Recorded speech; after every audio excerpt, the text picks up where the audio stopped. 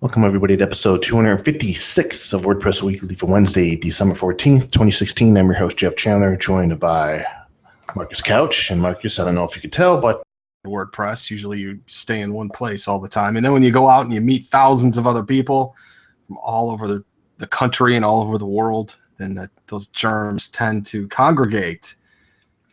And it's not always a good thing. So maybe we should rename the event to WordCamp Petri Dish. Maybe. I mean, maybe they should be giving out flu shots as you register and get your badge. Hold your arm out and stick your neck out for the lanyard. Here you go. Yeah, and by the way, it's going to be like 10 degrees here tomorrow as an air temperature. I see you tweeting those images of your forecast of 80 degrees. I think I'm going to have to unfriend you for the winter. That's fine. All right. So, sounds like you've gotten a little bit roboto, so I'm going to let you reconnect. I'm going to read the iTunes review that we got. I'm sure, I don't think we've read this review in the air yet, but it's from Rimo Nev4. This was published on November 2nd. It was a 5-star review, and he says, I really appreciate the pull these guys have to get leadership and the WordPress community onto their show. I like hearing influential developers or users speak about their products, but WordPress is more than plugins. There is also PHP, JavaScript, CSS, MySQL, Apache, Nginx, etc. And I, for one, would like to hear more about some of the support that enables WordPress to do what it does. This show is consistent, and that speaks volumes in podcasting. It is something that terrestrial radio excelled at, and where podcasters sometimes fall short. And they deliver shows on a pretty regular basis, and the format is basically the same. They have basically the same depth of detail in the discussion. I know what to expect here, but I want more development discussion. So, and there's a reason why we typically stay out of the tech-heavy development side of things, and that's just because, mostly it's over my head, and B, I think it's over the head of many of our listeners. But we'll definitely take your feedback into account, and maybe have some more of these tech-driven discussions later on in future episodes. Well, there are plenty of dev-driven podcasts you can listen to. Well, yeah, there's that too. Crowd. There's tons of other things that you can do to get dev. I would not expect that discussion to happen here at all.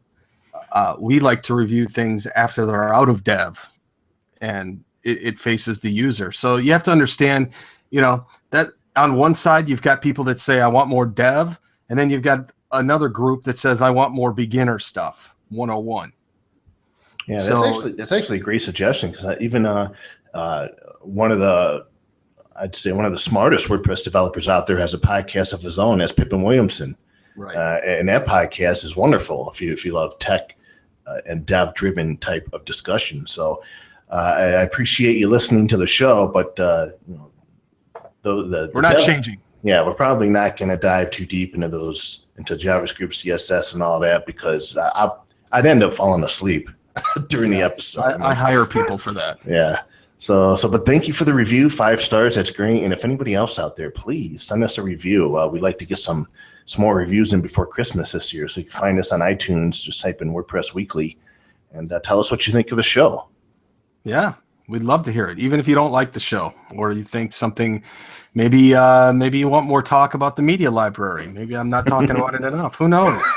Yeah, that's right. So let's get in. We got a lot of stuff to talk about in today's show. Let's get right into it. And speaking of, our guest today, his name is Tony Perez, and he is the co-founder and CEO at Sucuri. And his passion lies in educating and bringing awareness about online threats to business owners. His passions revolve around understanding the psychology of bad actors, the impacts and havoc hacks have on website owners, and thinking through the evolution of attacks. And when it comes to security, there's like a million different things we can talk about, and we'll probably end up just scratching the surface. But Tony, thanks a lot for joining us on the show today. Hey guys, no, thanks a lot for having me. I think this is actually my first time on the show. I think so. I'm pretty sure we've had Dre on the show before, and we've mentioned Sucuri before. But before we get into it, tell us the origin of Sucuri and why you helped co-found it. Yeah, so that's an interesting question. The founder of Security is Daniel Sid. He's a Brazilian by nationality. He lives here in the U.S. now. And the idea of Security actually started very basic. It was never about creating a company. It was never about servicing, the tens of thousands of customers that we have. It was always about solving a very simple problem. And for Daniel at that time, the problem was very simple. His mom wanted to have a blog and asked him to administer it. And in classic Daniel fashion, it was, well, how do I manage my mom's website without actually having to manage the website, right? I should be able to build something that just monitors it. In that process, and he actually started this back in 2008, in that process, he started to build this network-based integrity monitoring service, or NBIMS, and which was based on the same concept that he built OSEC, which was a host intrusion detection system, which is what he was actually focused on, right? Host, network-based intrusion detection, that kind of stuff at large enterprises. He was working at Trend right about that time. So it was one of those, he did it as a side project to solve a problem that he had. And when he ended up doing it, he actually ended up solving a very interesting problem, which was, how do you monitor the integrity of something where you don't have a baseline? And if you understand how integrity monitoring works, you have to have a baseline to understand if that baseline changes, and then that's when the integrity changes. Well, in this instance, we were essentially looking at a site and saying, is that site good or bad? Now, how does a piece of technology understand or able to say whether it's good or bad without having some baseline to work from? So we ended up cracking that nut, and he, in the spirit of open source, he actually started to give this away. And early renditions of this can be found in this product called OWL 0.8, which he released back in 2002. He started developing it, and we released it around 2010, where we just let people start scanning it, scanning websites. And from there, people started saying, oh my gosh, I have a security problem on my website. It's not like anybody woke up and said, you know what I really care about today? It's not SEO marketing. It's not sales. It's not conversions. It's really security. I don't think anybody ever wakes up saying that. But what ended up happening was we started making people aware of the fact that they do have security issues and they could affect their websites.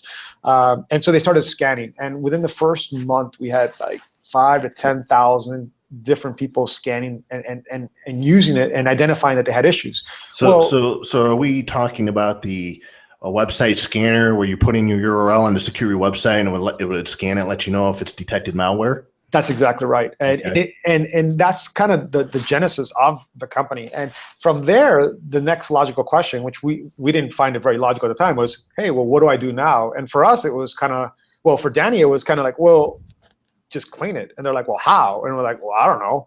And so one of the things we always joke about internally is like, well, how hard can it be? And because that was kind of the mentality, which was, well, how hard can it be to clean it? And so we just started cleaning people's sites. In some instances, he would do it for free. In some instances, it would be like this lifetime price of $100 for all the sites in your server. And we learned a lot in that process. And then the next evolution from that, so we started off scanning sites and identifying if they had a potential issue, right?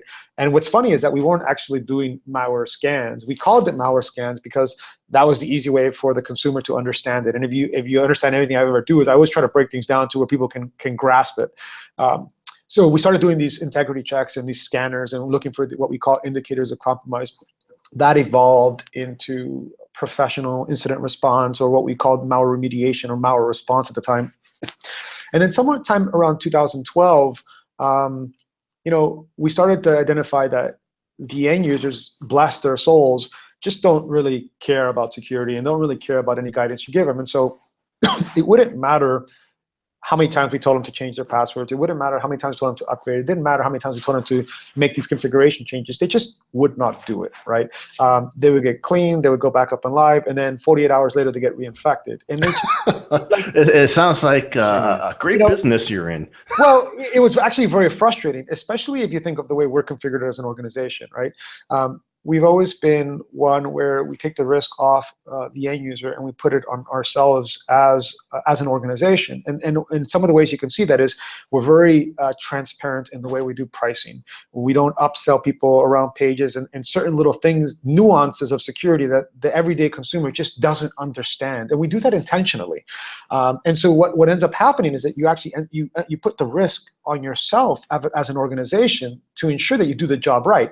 The problem with that is if a user comes in month 1 and they get infected, and we clean them month 2, and month 3, and month 6, and month 7, and month 8, they probably get the assumption that it's your fault that they're getting infected. Well, not just that, but from a business perspective, operationally, it doesn't make sense, right? When you collect all your cash flow up front, and if I have to still service the person in 11 months and just continuing cleanups, every time we do cleanups, there's an overhead associated with that, right? So it's in our interest to try to get them up and running, and it's in the customer's interest as well from an experience standpoint. So in 2012, the next logical evolution for us as an organization, moving from detection to response, was we need to add protection, right? We need to build our own solution to ensure that we can give the customers a solution where they don't have to worry about protection. Because what it all really comes down to, in my belief, is that the customer doesn't care about if they're infected. They don't care about the remediation process. What they really don't want is that they don't want to get blacklisted. They don't want to lose customers, and they want to continue to be able to sell.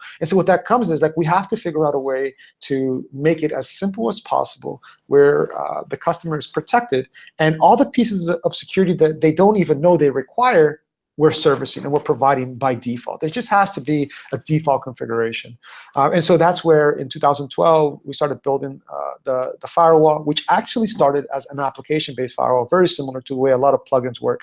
And then over time, we just evolved into a cloud-based solution just because of the various challenges we were having with hosts around the world. And so today, now, when a customer comes in, we provide them those 3 platforms, right? Protection, detection, and response is kind of our thing. And you get them by default. There's no uniqueness to it in terms of they have to upsell or upgrade or change this or change that, just because the everyday consumer doesn't really care about any of that. And in terms of me specifically, I was invited. So the first co-founder was Dre back in 2010. And he had a relationship with Daniel from the days in OSEC, where he had helped create a logo for them. And then I'm Dre's brother-in-law, in case nobody knows. And at the time, around 2010, Dre and I had a WordPress boutique agency as well called Cubic 2. In 2011, both Dre and Daniel asked if I'd be interested in coming on board to assist more from an operational standpoint. My background had been program management, project execution as a defense contractor, doing big multi-million-dollar deals with departments of defense here in the U.S., as well as ministries of defense in places like the United Kingdom, Canada, Australia, Afghanistan. I was doing very, very large deals, anywhere between $8 to $15 million projects, and multiple of them at a time. So when they asked me if I would come on here, I was like, this is a little project. How hard can it be, right? It turned out to be a lot harder than we anticipated. Yes, it did. So, man, that's great background in how security was created and how you got involved. And one of the things, let's talk a little bit about security and WordPress. What are some of the trends that you're seeing as it relates to WordPress security? Maybe some of the most common issues you're facing. Is it outdated WordPress sites that are being taken over, or what's going on? Well, so there's 2 different things that I can tackle here, right? From a WordPress specific standpoint, what I think WordPress as a platform is taking the lead in many ways relative to its counterparts in other open source applications like Joomla and Drupal, in the sense of this overemphasis on the end user and this security by default configuration. I think that when I look and I participate in other communities as a platform, they're doing a lot of awesome things by default, which is what you want, especially when we're dealing with the end users, right? And I think they get that, right? They're trying to address it. It's in their interest to address the security problem. Now, the funny thing about this is that much of what we see from a from an infection or the trends we see actually have very little to do with the technology itself, right? Yes, they're related to software vulnerabilities, they're related to weak credentials and things like that. But when you really sit down and you think about the genesis of that and why that's happening, what it really comes down to is poor website administration, poor website maintenance, and a lot of that has to do with just poor education when it comes to that. When you think about who are the people that are setting up these websites and what are the businesses that are getting online, especially those organizations that are facilitated through technologies like WordPress, you find this common trend where the people that are doing this are not necessarily people that should be online in many instances, right? Like, they may not even know how to run their basic, operating system, whatever they may be using. That the idea of going online just is a foreign concept, but everything they've been told is, hey, it's a 5-minute install. It's quick to get online. It's quick to deploy this. But what we're failing to do as a community, as a whole, as the agencies and the developers and the designers, is to have frank conversations with them saying, yes, it takes 5 minutes to install, but just like you invest time into the marketing, into the design, into the sales process, there's a need to place some level of emphasis on ongoing maintenance, ongoing sustainment, and of course in that is included security. So from a technology standpoint, I think that the platform is doing very good. When was the last time we saw a really major compromise outside of RevSlider, which was already going on close to 2 years now, right? Or even Gravity. Those high-level severity vulnerabilities just are not that common.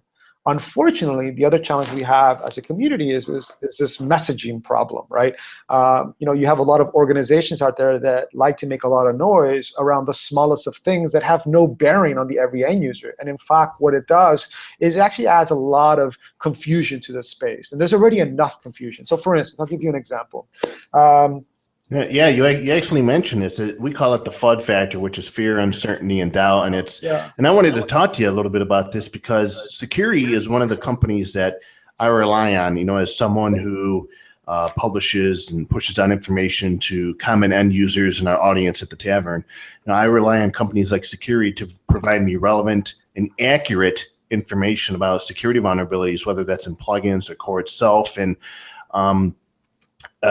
security is one of the sites I trust, but there's a lot of other sites out there who may overhype something that doesn't need to be overhyped, and it's in the process of selling services that they offer to address that scariness and that confusion. But you actually wrote about this. Well, actually, Daniel did, I think, earlier this year about security and confusion. So yeah, tell us a little bit about this messaging problem we have. Yeah, that was a joint effort between Daniel and I in communicating that, because it's a really big problem and it's very frustrating for us as an organization, right? Because a few years back, if you recall, we were pushing out a lot of vulnerability disclosures. But if you think about the type of vulnerability disclosures we were doing, people need to remember that there are different severities, right? I always like to tell my teams, if everything's important, then nothing's important. Yeah. And so if you look at it, everything we're doing is high severity, right? And what did we categorize by high severity? Well, we were looking at things like, okay, is it easily exploitable, right? Well, what could they do with it, right? So things like remote code execution, SQL injections, right? Things that didn't require any kind of authentication, right? These are the things that you need to be very concerned about, right? These can have dramatic impacts at a large scale, especially if, say, for instance, it's a plugin or a theme that's installed in over 1 million installations, has 1 million installations. I mean, that's a very, very big reach, right? And the potential is drastic.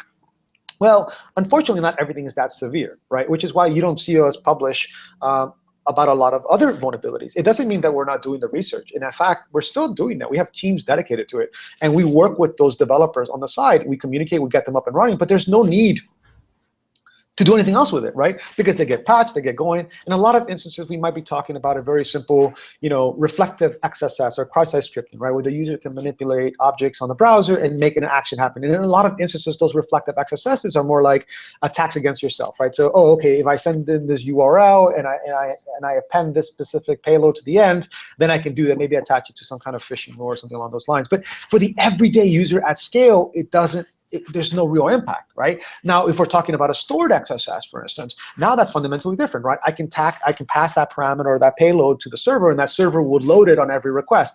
That's fundamentally different, especially if any user of the application can do it. But there's these little nuances that as security professionals, we should be aware of, and we should be doing a much better job of communicating. And what happens is when we flood the network with this noise of high severity things that are not high severity, if a reflective XSS is a high severity issue, then where the hell does a remote code execution fit, right? If that's high, then where do we go from there? And you know what I mean? It's just like earth-shattering. I don't even know where to begin, right? And there's a fundamental difference between ease of exploit. Yeah, so just because a vulnerability exists, it doesn't necessarily mean that it's very easy to exploit. So if you can't easily exploit it, the severity should come down as well, right? And we need to be having these very frank and good conversations on this stuff. And as a security community within a subcommunity within a larger community, do a better job of communicating this. Unfortunately, though, we have a lot of not only do we have a lot of organizations passing bad information, but then that just gets amplified by the number of people reporting on that bad information, and then there's a point where it just doesn't scale, and you just can't get ahead of it, right? It just kind of floods the market, and you're like, oh my goodness, now we have to go through this whole process of communicating what's going on, right? So there are three things in this post that you say users should consider, and that is a plugin that says it will mitigate a DDoS attack, plugins that misrepresent what they do, and then plugin creators that misuse terminology. These are all key factors that users should be aware of when choosing or looking for security solutions. Well, so that's an interesting point, right? About a year or two ago, I wrote an article that talked about, and I should probably rewrite it, and it was like the WordPress security plugin ecosystem, right? Yeah. I like to share that with folks because it's about how you think about security, right? What are you trying to achieve? Yes, if a plugin is telling you that they're going to mitigate DDoS attacks at the application level, that's just a blatant lie. That's a fundamental misunderstanding of how layer 7 DDoS attacks work, let alone layers 3 and 4, which would not be mitigated at the application level, right?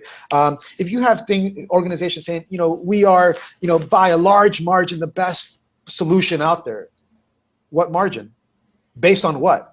I always love the organizations that say, we mitigate 100% of the attacks. I was like, yeah, well, we mitigate 100% of all the attacks we know too, right? Or we detect 100% of all the infections. Yeah, we detect 100% of all the infections we know as well, right? Like, I don't know what to tell you. And it's that kind of messaging that just doesn't make any sense, right? What we like to say instead is like, hey, we do our best to stay ahead of what's happening, and we do our best to try to detect. But if we don't detect something you see, please let us know and help us improve how we're doing our services, right? And one of my favorite things about security and some of the other teams out there is your research teams, and your strong research teams are always sharing information about. I enjoy reading. I might not understand any of it, but I really appreciate the posts that your research team publishes about the intricacies involved with certain attacks and how they happen, and it's really quite an informative place to be at during the year. Yeah, and that's at the core of who we are. If you look back to how we started in 2010, I think Daniel has done a phenomenal job of leading the technical team and getting them comfortable with sharing, because sharing information isn't natural, right? If you look at a lot of other security organizations, even outside of the WordPress, sharing the stuff that we share, would be considered in a lot of instances intellectual property. And I always joke with Daniel, I was like, if you look at any business, I think we're like the worst business in the world. We've created more competitors than anybody else, because all you have to do is create a security company, just stay up to speed with what we release, and you can just update your signatures, right? It's like, oh my goodness, it's like a never-ending self-licking ice cream cone. Well, let me ask you this. How does one, especially after hearing, 10 or 15 minutes of the conversation and how passionate you are about this, you're dropping some terms that I have no idea what they are. Yeah. How do we, as WordPress users, either veteran or new, how do we get up to speed on the basics of WordPress security and some of the terms and all of that, what are some resources to go to? Where do I start to learn those things? Yeah, that's a very, very good question. It's one that I can constantly struggle with, and it's actually one of the reasons why I made such a big stink during WordCamp US via social, talking about the importance of having a security track at a WordCamp. It's also why I wrote that article, the 5 challenges that I see in the WordPress ecosystem, that I shared on Torque, right? It's for that exact same thing, right? If we do not make a better effort as a community to improve the way we're communicating, improve the way we're educating, we will never get ahead of the problem, because that this misinformation will go a lot farther than the good information. So to answer your specific question, I always like to point folks to the WordPress Codex, where a lot of effort has gone into updating some of the articles there around hardening your WordPress installation or WordPress security. There's really two good articles: what to do post-compromise, as well as how to harden your environment. And that's like Switzerland from you, right? So instead of pointing you to security.net, which I would obviously do, we have a series of guides and our blog and stuff that we would recommend. That's very self-promotion, right? So the easiest way to start is to go to the WordPress Codex. Go to the WordPress Codex, look up hardening. It'll come up under security, and then my site was hacked. And then in those articles, you will find very good conversation that helps you start to think about WordPress security. Now, the thing I would also challenge folks to remember is that WordPress security is not unique when it comes to security, right? Security is security. And what I want to encourage people to think about is this concept known as defense in depth. And defense in depth isn't just necessarily about the number of controls you implement, right? But it's also the breadth that you're dealing with, right? Or defense in depth and defense in breadth. And what I mean by breadth is you need to look at security more holistically, right? It's very easy for users simply to look and point the finger at the application and the technology, right? But you have to also spend time to look at yourself. What are you doing as a website owner? I think Chris Lemon likes to make fun of me because I still use the term webmaster. If it walks like a duck and it talks like a duck, it's most likely a duck, right? If you're responsible for a website and you're responsible for the administration and maintenance, you may not like the term, but you are today's webmaster. You may not be the 1990s webmaster, but you are today's webmaster. And that means that you have to take a certain responsibility, not just for the management and the security of your specific site, but for the security of the internet as a whole.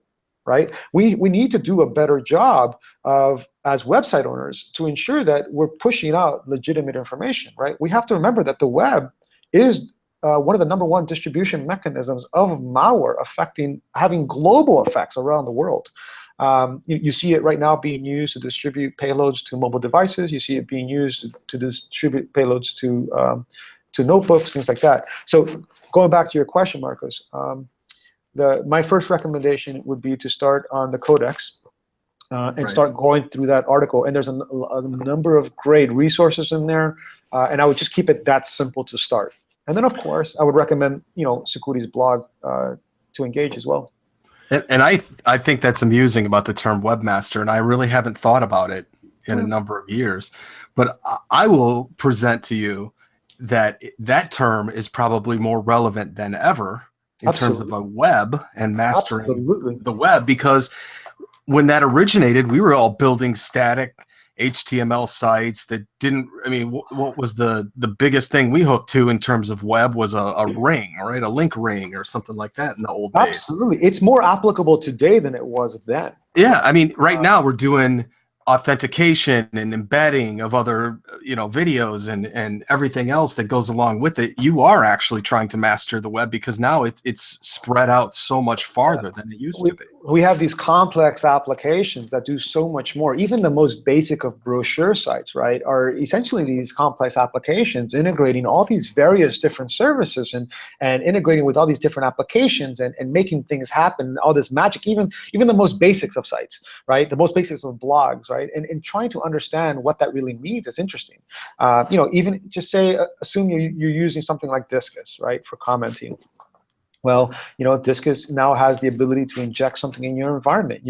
Or say you're using something like an ad network, right? It has the ability to serve up ads via your site. Well, there's this concept of malvertising, and that becomes an entry point that bypasses any potential perimeter defenses that you might implement, right? In a lot of instances, or website owners just like, I never thought about that. My God, why didn't anybody tell me this stuff, right? You are, in fact, today more of a webmaster than you ever have been. Wow. No kidding. And now you got the Internet of Things. That's going to bring even more into it. Jeez. Oh, well, and if you think about it, right, if you look at what's happening, so you have all this, you have this desire to constantly be interconnected at all times, right? Which is fine, whatever. I'm not going to knock what people want. That's great. But now you have all these extended devices, and we've started to see the impacts of having all these extended devices and the impacts that they have on the web ecosystem, right? We've seen large websites getting affected in terms of the availability. Perhaps one of the biggest examples of this is Brian Krebs. It's a huge security blogger.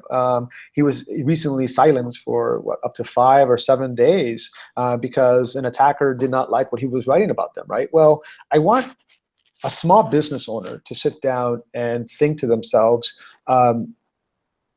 if I'm fully dependent on my website, what does the website's availability mean to me? I mean, look at WP Tavern. WP Tavern was just recently down for some 12 hours.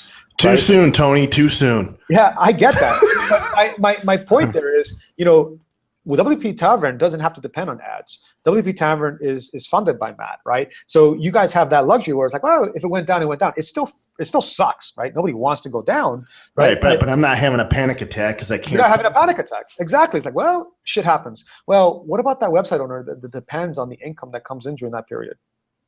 Right. That's a big time issue. That's a big time issue, right? We might say, oh, well, 1 day of downtime is not a big problem. Yeah, well, you know what? If you're that one person that depends on that day's revenue, that's a huge problem for you, right?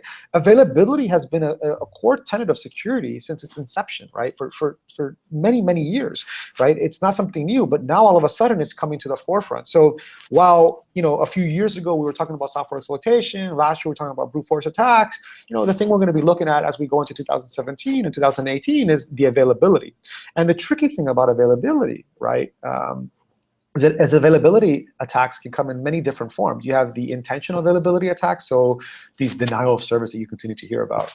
Then you have also these unintentional denial of service, right? And what I call an unintentional denial of service will be, say somebody's trying to brute force your environment in. Well, it has to consume resources on the web server, and when those resources get consumed, you essentially kill the availability of the site. Or say your site experiences a huge surge in traffic, and all of a sudden that kills the resources on your sites. Again, you have an unintentional denial of service, and all of a sudden now people are like, and then you could have attacks that don't necessarily affect the application, maybe affect the network, and maybe the network links in layers 3 and 4. And people are like, how am I supposed to even understand that? Like, what does that even mean?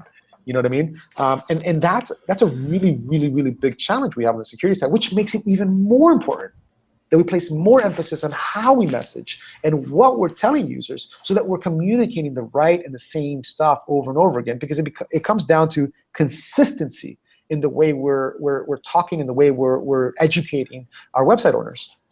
So let me talk about a use case, and I'm going to go somewhere with this. Let's say, I'm always scared when you say I'm going somewhere with this. I'm like, oh. So no, I'm just thinking. We have, let's say it's a relatively new user, or maybe it's a user of WordPress that's been around for 4 or 5, 6 months, or maybe it's a small business owner, and they type in WordPress security into Google. Maybe they come across a few articles on the Tavern or some of the other WordPress established websites, WP Beginner, Torque Mag, whatever, and they read articles about the importance of WordPress security. Or maybe they come across a WordPress.tv video with a presentation about security, and they see these things mentioned like plugins or services. So maybe they go to WordPress.org, the plugin directory, and they type in security, and all these plugins show up. There's iTunes Security. WordFence has a plugin. I think there's quite a few others, and they install one of these plugins that have just many layers of an onion, security onion, that they can add to their site that does all these things from HT-access lockdown to brute force protection for logins,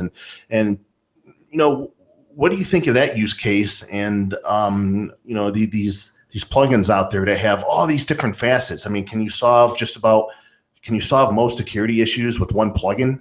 You know what's funny is that we've been putting out these hack reports over this past year, and what's interesting is that on almost every WordPress installation we work on, everyone's running a security plugin of some kind. Now, I can't really talk to what that means. All I can say is that that's really an interesting thing, right? How is this still happening? So I'm not a big fan of all that, right? I think that it's just an attempt to throw the kitchen sink at this problem without just thinking through things a little bit easier. Like, for instance, I don't run any security plugins in my, with exception to Securities, right? But the only reason I run Security is because I use Security for a different type of security, right? I use it for a visibility more so than a lockdown. And one of the most important features that we ever had it from a hardening perspective is to kill PHP execution. Now, if you understand how attacks happen, you understand that killing PHP execution will address a huge percentage of the successful attacks that happen where an attacker actually takes control. Say they have an arbitrary file upload and they can drop a file in the environment. If you kill PHP execution, they'll never be able to execute that, right? So I think that in a lot of instances, these utility security plugins and these all-encompassing, all-in-one type security plugins, they sometimes do more harm than good, right? They inundate the user with all this superfluous. I install a plugin, and guess what? Things don't work. Well, that's exactly right. In more instances than not, especially in your everyday webmaster, right? They don't even understand what they're doing. They're clicking all these features. They're shutting this down. They're shutting that down. They're shutting this down. Then nothing works. They're like, I don't understand what happened. Security is not allowing me to do my job. And it's like, well, no, you are not allowing yourself to do your job. It's not security. And so in many instances, I think, at least with us, simple is better, right? Especially when we're dealing with this type of audience. Now, if we were dealing with an audience that was more technically capable, their technical aptitude was a lot higher, then a lot of these utility plugins would make a lot of sense, right? Like, hey, if you know what you're doing, you can configure all these things, right? But if you don't know what you're doing, we shouldn't be empowering them with all this stuff, just because the reality is 99% of those configuration changes will do absolutely nothing for you in terms of what today's attacks are. Right? Like, that's the challenge. Like, we like to talk about all this crazy stuff, right? Like, oh, the WP prefix in the database. You know how absurd that is? That came from 2010 when like Media Tempos and the GoDaddies and these large organizations were getting hacked, and they were getting hacked not because of freaking WP prefix, but because they were misconfigured. And what the attacker would do is they would leg into the environment, they would write a script, and they were like, okay, everybody that has a WP prefix, attack them. It was never an external attack. It was always an internal attack, right? So a lot of that stuff is no longer even viable when you look at how hosts are being configured today, which they're locking down stuff, they're better isolating accounts, so you would attack everybody within the account, but not necessarily the entire server, which is what was happening before, right? So there's all these different types of scenarios and use cases that are occurring, and what we've seen is just kind of like this roll-up of every security configuration that anybody can think of. Oh, you got to add this to the headers. Oh, you got to add this here. Oh, you got to do this over here. It's just like, like, for the love of Christ, guys, we have a checklist of 250 things. Seriously? Seriously. Because this is going to solve their problems. And then they enable this is the Tony I wanted to get out. Yeah. Listen, then they enable everything, and then they still get freaking hacked. You know what I mean? Now you have a secure site that was just hacked because you enabled every configuration. Like, I don't understand what happened. I was like, neither do I. Yeah, I mean, I just recently had to ditch a host because, I mean, I complain about this host all the time. And I would do the same thing, Tony. I would put all the secure things on there. I would put word fence. I even used Clef, so it would take the passwords out of it, so only I could log in with my phone. And it still got hacked, and that's because it's the host. It's the environment. Well, and not necessarily, right? I think sometimes we have this desire, like, oh, it's not always the host. Let me just say that, right? In a lot of instances, what we see is, somebody will go create an account on Bluehost. Well, what does a host like Bluehost allow you to do? Well, they allow you to have this one-to-many relationship between account and websites. And so what ends up happening is a user will go in and they'll create a dev site, and they'll create a staging site, or they'll create a production site, and they'll create this, and they'll create this. They're creating all this crap in that one account. Before you know it, you have 20 different sites. Right? And we deal with this every day when we're working with customers. Oh, they have 20 sites in this one account, but only one is production. Only one is the one they care about.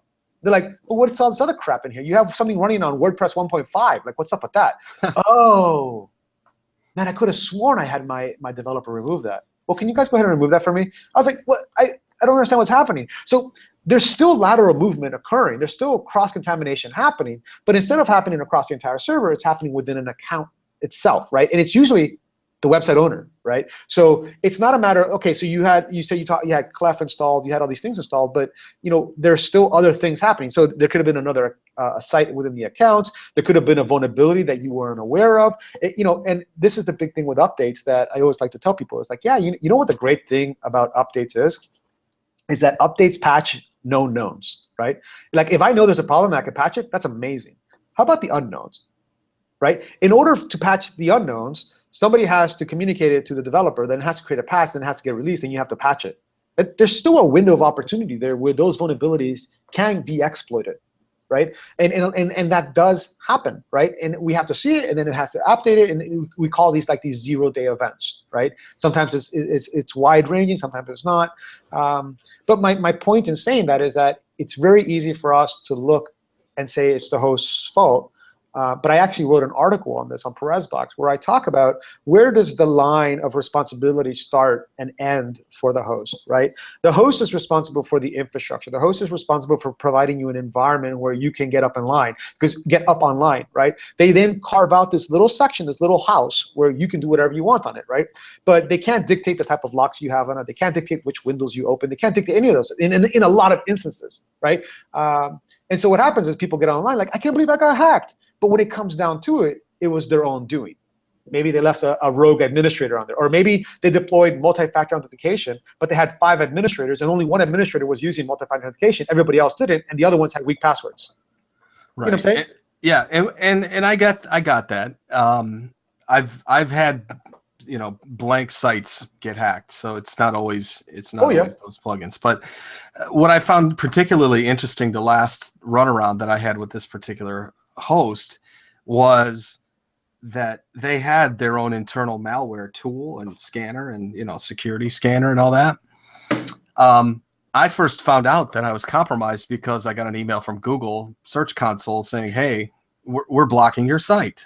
Well, and there's a reason for that. So what a lot of organizations don't realize is that not all things are created equal, right? So a lot of the malware scanners that hosts will leverage are endpoint-specific malware scanners, right? They're not web malware scanners. And so what they're looking for are rootkits, malware on the Linux. And so they may have some adaptations to look for web-specific malware, but their success rate is a lot lower on it because that's just not their core focus, right? It's endpoint web servers malware. So a lot of them will use Maldet and stuff like that.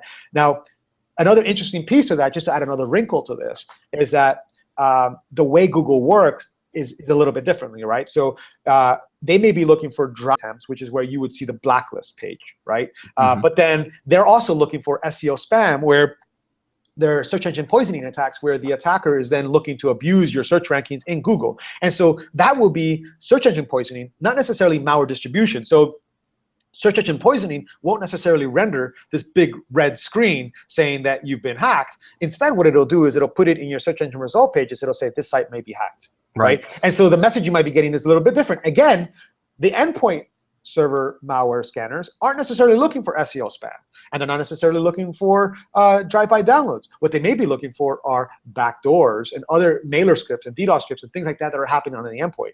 And then to add another wrinkle on it, then you have things like phishing. Now, if you look at phishing, right, these phishing lures, they're these sites that are designed to get a person to click on it and inject some personal information that they can then reuse for something else, right? And they'll take say, oh, I invited you to Dropbox. You click on it, you give me your username and password. I've now stolen your username and password for your Dropbox, right? Very simple concept. Same thing for Wells Fargo or Chase or whoever.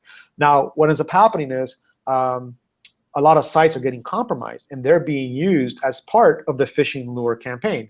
And what this does is it allows the attackers to continue to work without having to worry about the domain itself. So, so they blacklist your domain, but not their CN or their command and control or their operations. And we're seeing this continuously grow. The challenge with this is that where does phishing fall into the realm of things? It's not necessarily malware. It's not SEO spam, right? And in fact, if you're doing scans with a malware scanner, it won't be flagged because it's legitimate code. In fact, if you look at those phishing files, you could probably borrow some of that code for a plugin or your theme, right? Like it's usually very well written. It's commented well. We are stealing your code here, right? We are stealing your username here. It's like, thanks, guys. This is amazing. But a scanner's not going to pick that up, right? Phishing is one of those. And in this instance, actually, their internal tool that they charge extra for said, hey, everything's cool. Don't worry about it. It's all good. And then I used your tool, and I found a list a mile long. Oh, yeah. Yeah, and that's the fundamental difference, right? But, it happens. And it's not to bash on hosts at all, right? The hosts are doing the best. Even with the endpoint malware scanners that they're using, they do find some stuff. A lot of them have written their own scripts now. A lot of them are running their own tools. They're continuously improving the way they do things. So it's just, progress, right? And I think it's just one of those, again, coming back to messaging and how we communicate things. Sometimes it's just the basic misunderstanding of how something works. So I want to, Tony, has anyone ever told you that you're passionate about web security? Yeah, I've heard it every now and then. But this is great stuff. Love the information, but we're getting towards the end of the interview here. But before we go, I wanted to allow you to address this because I know it's very important to you, and you've raised this issue recently. But one of the announcements at WordCamp US by Matt Mullenweg was that I think starting next year, there were going to be certain features in WordPress that you could only use them if you had an SSL certificate installed, so HTTPS. And there was also some. You want to end on this note? No, well, there's some statistics about SSL and the certs, and there's Let's Encrypt initiative has been amazing so far in terms of adoption of SSL and getting the web to be HTTPS by default. But you published this lengthy article about how a large section of the web is sending the wrong message about HTTPS and what it does and does not secure. So I wanted to ask you, what message should people like I and maybe other people in the media should be sending out about HTTPS? Yeah. So I think so I encourage everyone to read that article. Right? And I think one of my biggest frustrations with HTTPS, TLS right now is it's not the technology itself. I actually believe that it's a very important piece of technology, and it's a very important piece of your overall security posture, right? So is SSL important? Absolutely, right? It's this idea, though, that SSL is making the internet safer, right? Like, no, it's not, right? If anything, it's actually adding more confusion to the space. Just the other day, I retweeted a couple security guys that were making fun of SSL, like, hey, look, I now have secure phishing, right? So what's happening is now you have these sites that are on HTTPS, and now they're being used for phishing lures. And people see it like, oh, well, the Chrome browser says that it's secure, and I see that little green padlock. So you know what? So now everything we've been fighting for to address is being undone, right, by the silliest of messages that SSL it's securing your website, right? So SSL is an important encryption protocol that is being used to communicate between point A and point B. What I always tell people is that the difference is that it doesn't give a shit about what's coming in and what's going out.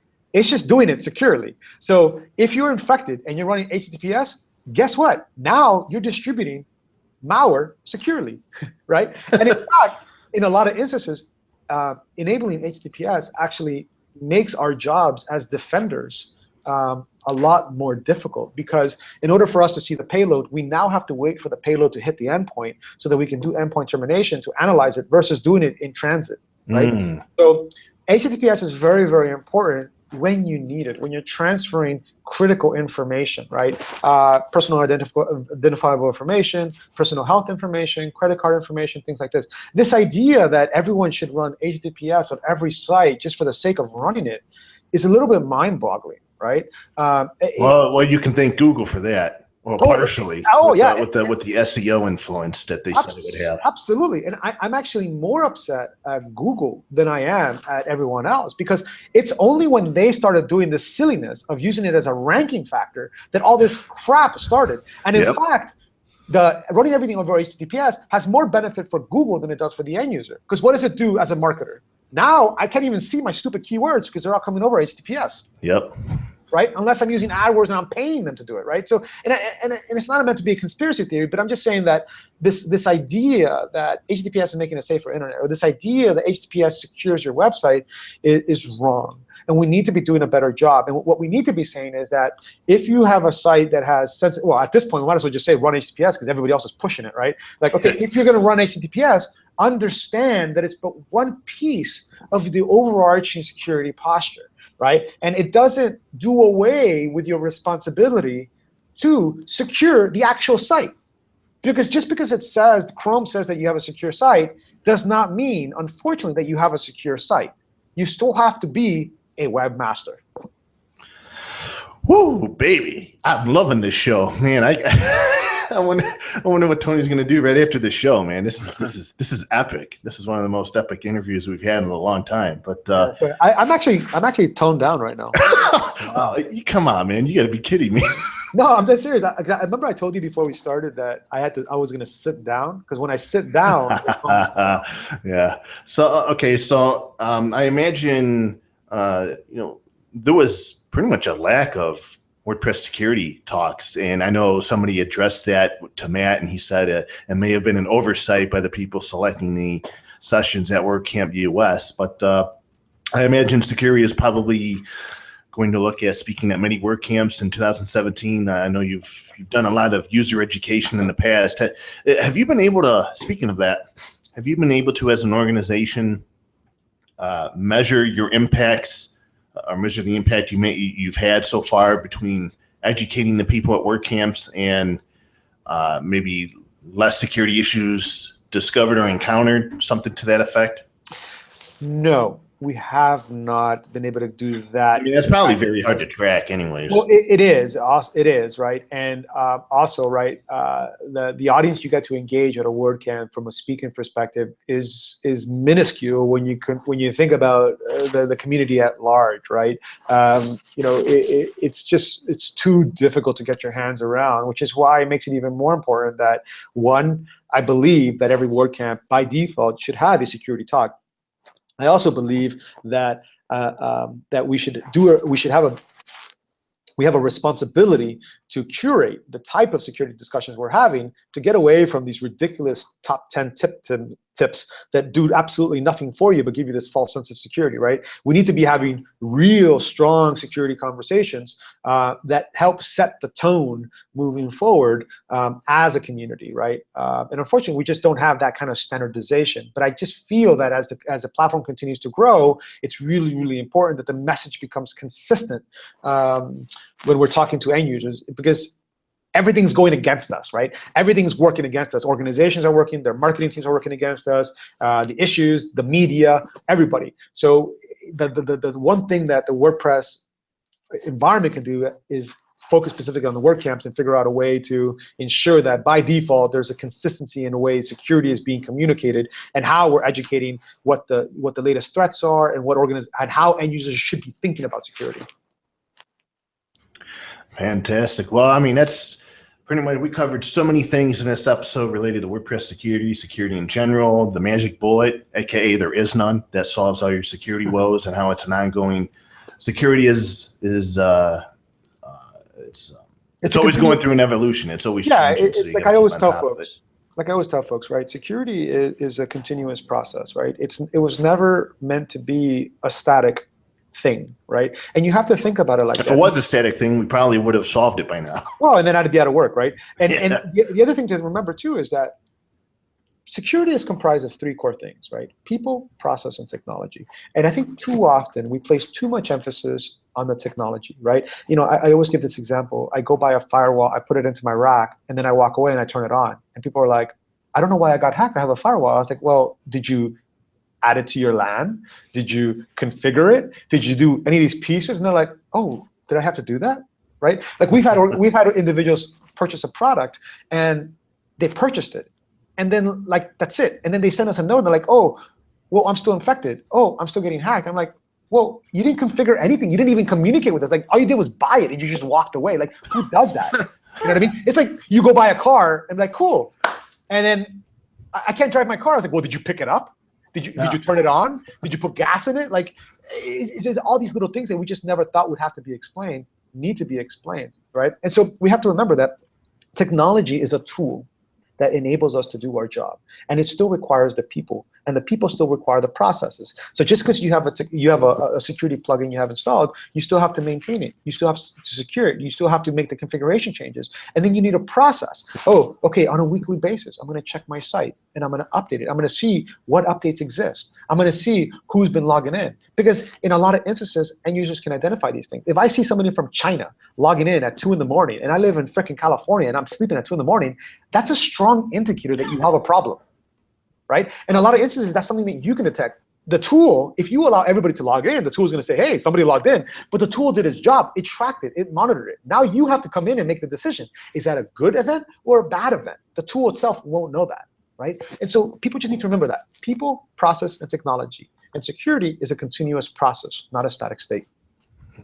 Thanks. So, Marcus, any last questions here for Tony before we wrap it up? Well, I think we've learned a lot here. A lot is an understatement. Yeah. We've learned webmaster is a term that should be making a comeback. It could be worse. We could be known as the sysop, right? Remember and we've been pronouncing Sakuri wrong for years. Well, I can't do the tongue twisting, the tongue curl. So, I mean, I'd say Sakuri or Sakuri. I can't do I like it. how Tony says it. That's the way I'm going to say it from now on. Well, what do you expect? I live in Ohio. I can't say words like that. So, Tony, I want to thank you very much for coming on the show, sharing your in-depth knowledge on the subject of security. And if people want to follow you or get in touch with you or keep an eye on what's happening in the latest areas of web security, how can they do that? Yeah, the easiest way is you can find me online at Perezbox, Perezbox, and then, of course, at Sakuri Security. And you'll find us out on Facebook, on Twitter, and that's SUCURI. And that is, well, that's the blog, but I think it's sucuri.net, SUCURI.net. Yeah, that's the site. Yeah, that's our main site. And Sakuri Security is where we're at on Facebook and on Twitter and stuff like that. We're very, very active and engaged with various audiences, right? So if you ping us on Twitter and you have questions, by all means, use the hashtag #AskSakuri, and we'll be more than happy. If you have questions, send us an email. Send me an email, Tony@sakuri.net, and I'll be happy to help in any way I can. And like I said, even though we've covered a lot in the show, we've just scratched the surface in terms of everything we could talk about related to security. But Tony, we'll have to have you on. We'll have to have you on another time on the show, and then if this keeps up, you'll be friend of the show in no time. Yeah. All right, guys. Well, thank you so much for having me. Thanks a lot, Tony. Take care. So again, another epic interview here on WordPress Weekly, where you may have to listen to this episode twice in order to understand and take it all in. But hey, I'm going to, and I was here the first time around. So that's right. That's a lot. So Marcus, what do we have for plugin picks of the week? Oh, dude, we got a lot of cool ones. And now that I look at them, they're probably all security hazards. So Tony better close his ears.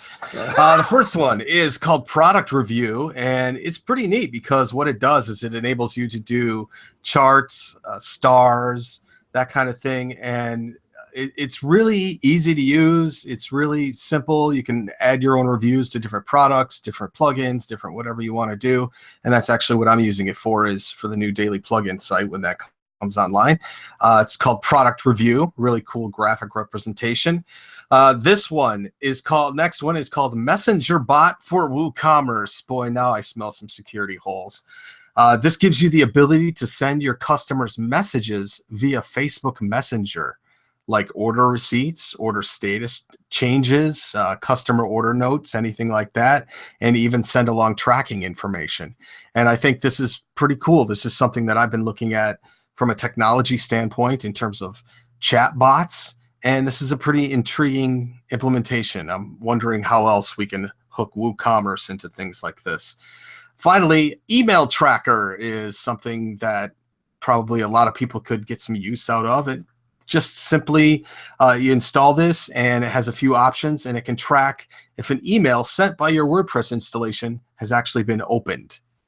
Pretty handy. And there's not a lot to it in terms of what you have to do to make it work. It works right with the native WP mail function, and there's nothing really else to set up besides that. So it also allows you to compose and send email straight out of WordPress too. And those 3 are my plugin picks of the week. Fantastic. So before we wrap it up on today's show, Marcus, are there any tickets left for the Affiliate Summit West that you'll be speaking at? There are a few, and actually, if you hear this show soon enough, you can reach out to me on Twitter at Marcus Couch, and I've got some 20% off codes. And this is not an affiliate deal or anything like that. They just gave me a code because I'm a speaker, and if anybody wants to go to that, I'm happy to give them that discount code. So it's going to be happening in Las Vegas, January 15th to the 17th, and You'll be there. I'll be there. Bob Dunn will be there. Saeed Balki will be there. It's a pretty intense. All the people who make a living in WordPress, some sort of their living with affiliate commissions. Right. And they actually have a room called the Meat Market, MEET, and you actually get to go in there and talk to different merchants and stuff like that. So I'm sure that there will even be a couple hosts there. I know that WP Engine was there a couple years ago when I was there. So it's really a nice thing to go to, and it's probably about 3 times the size of WordCamp US. In fact, the party on the first night will be DJ'd by Snoop Dogg. There you go. There's a reason to go to the event. That ought to be pretty interesting. So yeah. So that's going to do it for this episode of WordPress Weekly. Next week, we'll begin our look back at WordPress news. We'll probably get into a little bit of WordPress 4.7 since we haven't really delved into that. And then we'll look into, it'll be part 1 of our year in review. Yes. So we'll look at some of the things that have happened this year. And I'll turn 33. I think 33. Yeah, I'll be 33 years old next Wednesday. So Marcus can get us a lawsuit for copyright infringement by singing me happy birthday. No, it's free now. Oh, really? Yeah. Oh, whew, that's good. Okay, then you can sing me happy birthday. No consequence. Okay. So we'll figure it out. I'm looking forward to that episode next week. But you can find episodes for this, episodes and show notes on wptavern.com. And you can contact me, follow me on Twitter at Jeffro, that's JEFFR0, and Marcus. You can find me at my website, marcuscouch.com, and on Twitter at marcuscouch. So until next week, everybody, have a safe, enjoyable rest of the week. Have a good weekend, and we'll talk to you again next Wednesday afternoon. Until then, bye-bye.